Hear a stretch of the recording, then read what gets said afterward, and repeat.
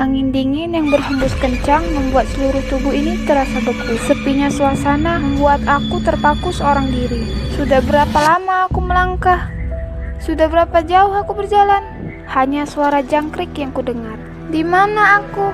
Mengapa aku ada di tempat seperti ini? Aku hanya samar mengingatnya. Aku ingin pulang. Tiba-tiba tengkuku terasa dingin ketika sesuatu melintas tepat di atas kepalaku. Jantungku serasa berhenti berdetak ketika kulihat sosok menakutkan yang biasanya hanya kulihat dalam film bioskop. Hei, kau baru ya?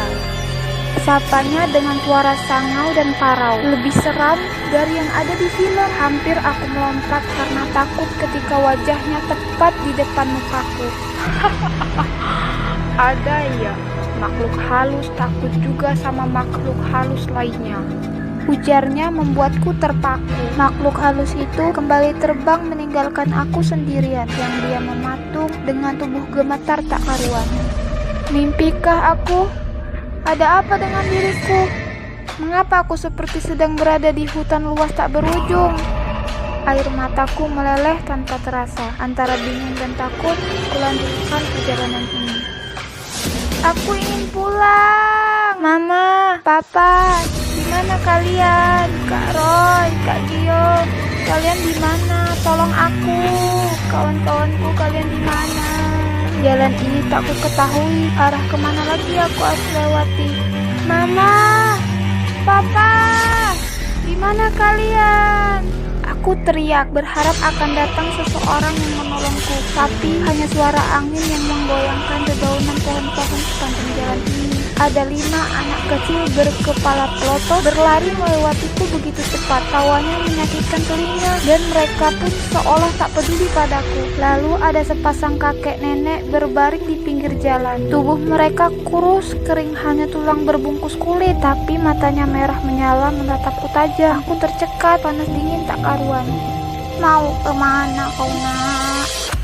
Sapa kakek membuatku seperti tersengat listrik. Lidahku keluh, tak dapat bicara. Hanya bibir bergetar dengan air mata berlinang. Tapi anehnya, aku tidak pingsan. Aku hanya merasakan seperti lemas dan ringan. Bahkan langkahku semakin cepat. Kenapa jalan ini penuh dengan orang-orang yang terlihat menyeramkan? Ada saja makhluk yang membuat dadaku seperti berhenti bernafas. Dan syukurnya mereka hanya melintas atau hanya memandangku begitu saja tanpa ada yang mengusiku.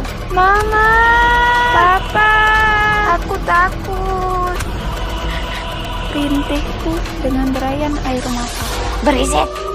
Aku meloncat kaget. Sosok hitam besar menghadiriku dari balik pohon besar. Tubuhnya penuh dengan bulu. Aku menundukkan kepala karena takut melihat mukanya yang seram. Ada seorang anak perempuan di balik ketiaknya. Langkahku makin cepat, air mataku makin deras, jantungku pun semakin kencang berdetak. Di mana aku? Aku jatuh terkurai lemas karena dadaku yang sesak. Suara-suara aneh berisik, berteriak, bernyanyi, tertawa dan terjerit membuat bulu kuduku semakin meninggi. Tuhan, tolong aku Tuhan. Sayup-sayup ku dengar samar seperti suara orang mengaji. Lantunan ayat suci membuatku agak tenang. Tapi di mana suara itu? Kadang terdengar jelas, kadang menghilang, kadang jauh, tapi kadang seperti dekat. Aku berlari mencari suara orang mengaji. Tengah histeris berharap ada seseorang yang mau menolongku, mengantarkanku pulang ke rumah, bertemu mama, papa, dan kakak-kakak lelakiku. Di ujung jalan, aku lihat seorang anak perempuan yang memandangku tak berkedip. Rambutnya yang panjang hampir menyapu jalan mengibas tertiup angin. Tuhan, dunia apa ini? Aku menjerit histeris. Anak itu terus mengikutiku dari belakang. Kakak, jangan panik. Bersyukurlah kakak masih ada yang mengirimkan doa untuk kakak. Aku sudah bertahun-tahun berkeliaran di jalan, tak ada yang mendoakan aku. Aku anak yang dibuang orang tua, Kak. Ku dengar orang tua kakak mengaji, mengirimkan doa untuk kakak. Anak perempuan itu berkata membuatku terhenyak. Apa maksudnya? Kubalikkan tubuhku arahnya. Mata nanarnya yang kosong seolah menebus jantungku. Kakak ingin pulang, duduklah dengan tenang, pejamkan mata kakak, ingat akan diri kakak, rumah kakak, keluarga kakak, maka akan sampai kakak pada tujuan kakak. Aku menatapnya tak kalah tajam, kuusap air mataku, aku ingin pulang, tak mau terus berkeliaran.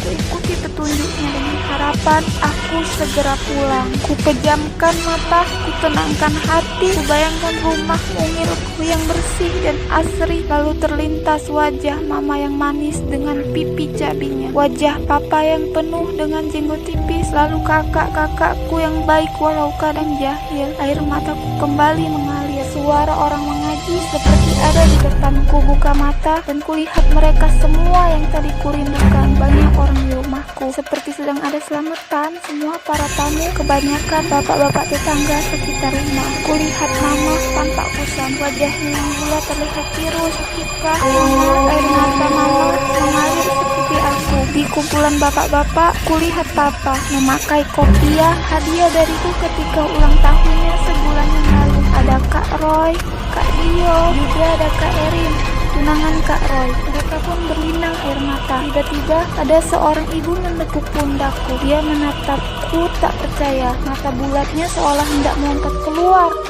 Mariska! Tiba-tiba ibu itu pingsan hingga suasana menjadi gaduh. Beberapa orang berusaha membopongnya, membawa ibu itu ke dalam kamar Kak Gio.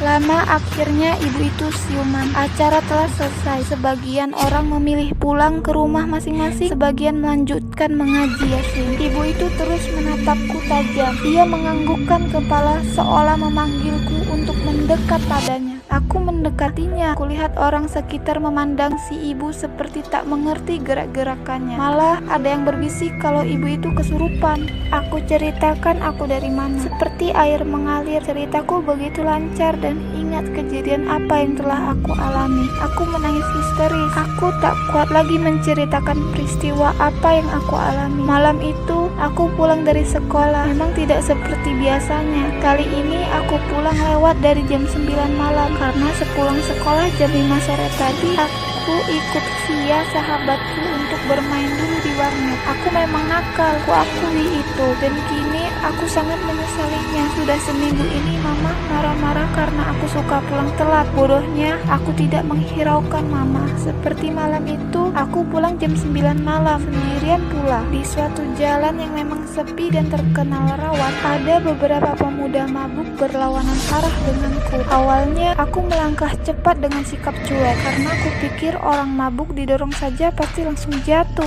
Hingga tiba-tiba seorang dari mereka menarik tanganku dan mendekat erat tubuhku. Aku berontak, kusikut tubuh baunya hingga aku terlepas. Tapi ternyata beberapa lainnya memegang tanganku dan kakiku. Mereka menyeretku ke semak-semak. Mereka dengan bidaknya merenggut kegadisanku bergiliran tanpa rasa iba. Hingga hujan deras turun. Mereka terus melakukan kebidaban mereka kepadaku. Setelah itu, tubuhku dilemparkan ke dalam jurang di sekitar jalan itu hingga aku jadi seperti ini. Aku tidak tahu ada apa denganku, hidup atau matikah aku. Air mataku berderai menceritakan kisah pahitku pada ibu tadi. Syukurlah dia mengerti, walaupun dia hanya diam dengan mata menatapku, tapi air matanya turut berlinang di sisi keriputnya. Ibu itu lalu memberitahukan kalau jasadku sudah ketemu. Malam itu juga beberapa orang kepolisian dan warga setempat berbondong menuju tempat di mana aku dijagahi. Alhamdulillah, ini sudah hari ke-17 anakku Mariska bisa kami semayamkan dengan layak. Gumam papa dengan mata sembab. Aku menangis, ingin rasanya memeluk papa, mama, kakak-kakak lelakiku, semua orang yang amat dicintai. Ini semua kesalahanku, kebodohanku karena tak menurut kata orang tua. Esok harinya jenazahku dimakamkan di dekat makam nenek buyutku. Setelah diotopsi semalam untuk mengungkap siapa manusia Dajjal, yang telah memperkosaku. Ada tarikan yang maha kuat membawaku melesat melewati lorong-lorong seperti labirin. Semakin jauh, semakin putih, semakin kurasa kelegaan. Alhamdulillah, aku sudah pulang. Walau keinginanku pulang ke rumah tak terkabul, setidaknya ada tempat yang harus kusinggahi untuk mempertanggungjawabkan setiap perbuatanku. Perlahan kasusku terkuak. Satu persatu manusia-manusia biadab itu dijebloskan ke sel tahanan untuk waktu yang lama. Walaupun wajah orang-orang yang aku sayangi telah layu dan sedih karena kehilanganku, Papa, Mama, Kak Roy, Kak Gio, semuanya, maafkan kesalahanku, maafkan kebodohanku yang tidak menuruti nasihat dan perkataan kalian. Kini aku merasakan betapa kalian sayang aku, betapa kalian melindungiku. Hanya akulah yang bodoh, yang baru sadar setelah semua ini terjadi. Terima kasih, tamat.